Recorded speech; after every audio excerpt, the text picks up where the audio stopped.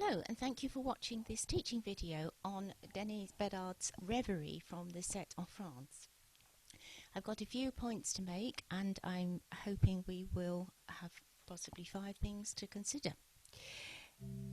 Choices are something you need to make when you start to tackle a new piece of music, and this piece is no exception. When I first saw it, I thought, there's no phrasing in this copy. But actually I'm wrong, because there are rests which indicate the beginning of phrases, and there are also actual commas in the music. But you will need to add some, I think, and having listened to Hugh's performance, he obviously thinks the same because he's added a few gaps. So I would suggest that it begins with 3 2-bar phrases, and then a 4-bar phrase that takes you from bar 7 into bar 10. And then it does very much feel harmonically and melodically as though we're starting a new phrase. So I would suggest you put a breath in bar 10 and in the final bar of the page, and probably also in bar 24, I think.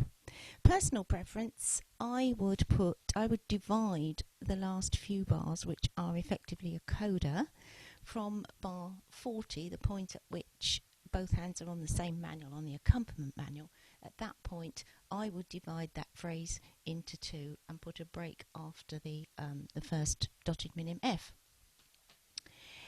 Because it's very much a melody and accompaniment, you will need to use some rubato. It's also that style, it's very romantic style.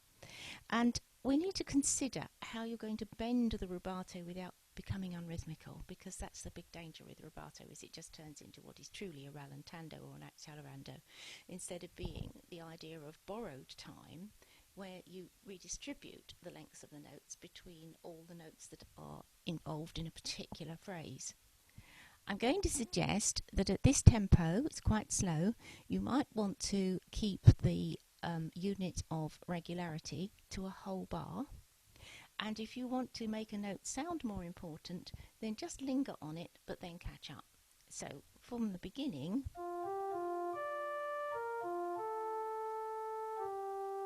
so I spent a little time on the top D, then I got to move on through the quavers, and because the A is more important than the G, I shortened the G. I'll do it again.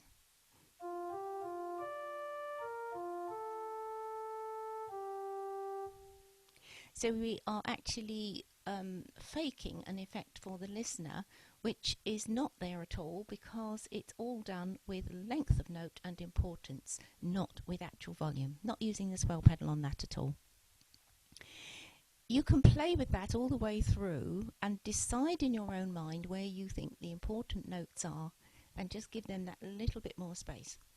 Now, we're all brought up to be very disciplined about holding notes for their full value, and there's good reason for that, because if you're not, you can destroy the part playing and all sorts of things, and your harmony has holes in it. There are all sorts of ills that come from not holding a note for its full value. But I suggested to you that we might come off early in order to make a note seem less important than one of its neighbours. And it also helps here to get the breathing points into the melody, so that the phrases each have a little life of their own. So I'm just going to demonstrate that with the accompaniment and the pedal. And I've chosen to avoid a solo reed and to offer you the suggestion of a solo diapason as well, because we always have to deal with what we've got. And I've got reeds here, but I know that Hugh's performance is on a reed, and I thought I'll offer the other side of the coin.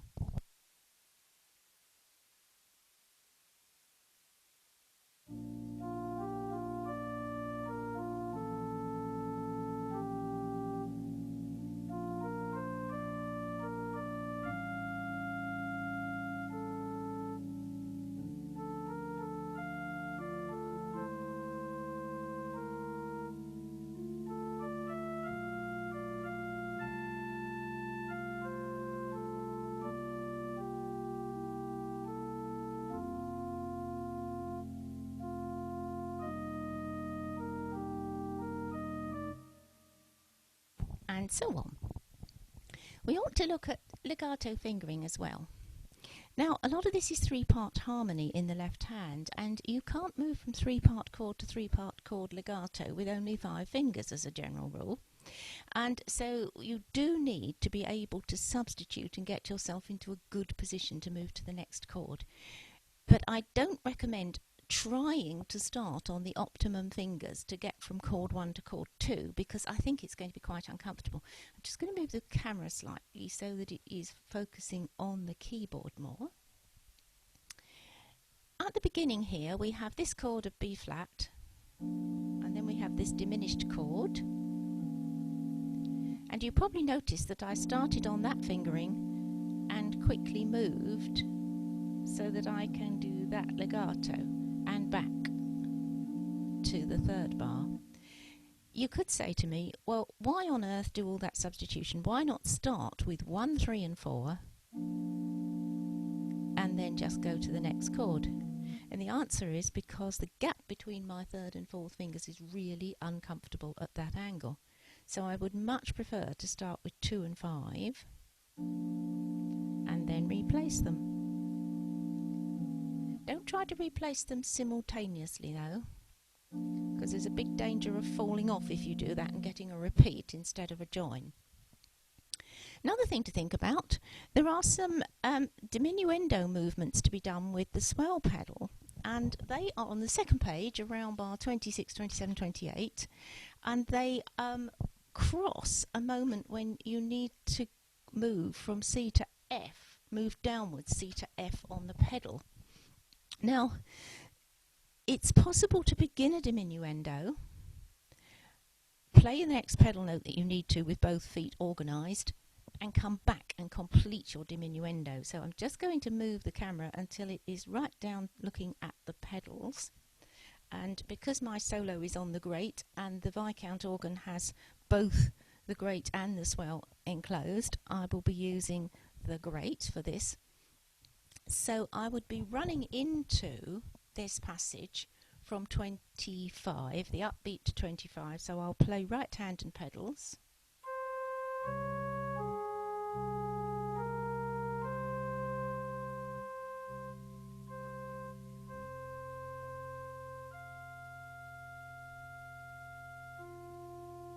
So you probably noticed that in 26 I both started the diminuendo and brought my right foot off the swell pedal onto the C to get a join to the F, and the minute I got to the F, back to the swell pedal to finish the task. I'll do it again.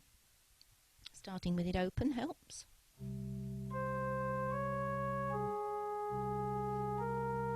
First task, play the C.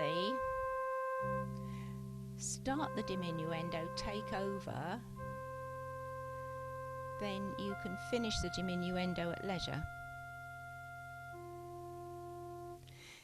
The alternative is that you just play the 2 pedal notes with the same foot, which destroys the legato, and it will make you underconfident as well, because there'll be a nasty moment when you think, where is that note? And you could also find that for moving the diminuendo forward 1 beat, you don't destroy the composer's intentions, and the listener will actually, quite honestly, imagine it as one long diminuendo. That's what happens. They hear it start, they hear it finish, they don't ask questions about the bit in the middle. And that's a technique you can use in hymn playing and all sorts of things. You have to be careful with it. You don't want it to sound like a staircase. But if you have just begun your diminuendo and you take a beat out, you can probably come back and finish it off in this kind of context. One more thing that I think is useful in the preparation stages, and that is to write in a significant pointer of fingering or footing here and there. I don't recommend covering the whole score with marks because you haven't got time to read them. And it's much more important just to put the salient ones in. So the kind of thing I'm thinking is you might put the fingering in for bar 11, which I'm going to suggest should be 2, 3, 5, because it sets you up to do bar 12, bar 13, and bar 14, and bar 15 without much difficulty. So if you get that right to begin with, you've got a comfortable way of doing all that. I would also suggest that around bar 20, where the pedal comes from bottom A to top A, there's a big danger that seeing the octave leap, You might think, looking at it, oh, it's just bottom A to top A. I'll do that with 2 toes, and then you find there's a G sharp to come, so you end up bringing your left foot up to G sharp, and then there's a panic when you discover you've got to jump to F sharp or roll it to F sharp, which is inconvenient at that angle. If you put your heel on top A to begin with, problem goes away. So just a heel sign over top A would sort that out. Last thing I wanted to share with you is some thoughts about the RAL at the end. Now, the RAL is written out in some ways because the music effectively slows down into minims in the bars before it, and then you have 3 final chords. You need to space those 3 final chords progressively further apart in order to indicate the RAL. So I'm going to do it and count out loud. Where shall I go from? I think I need to go from the middle of 40, which is where both hands are on the accompaniment. Yeah, from there.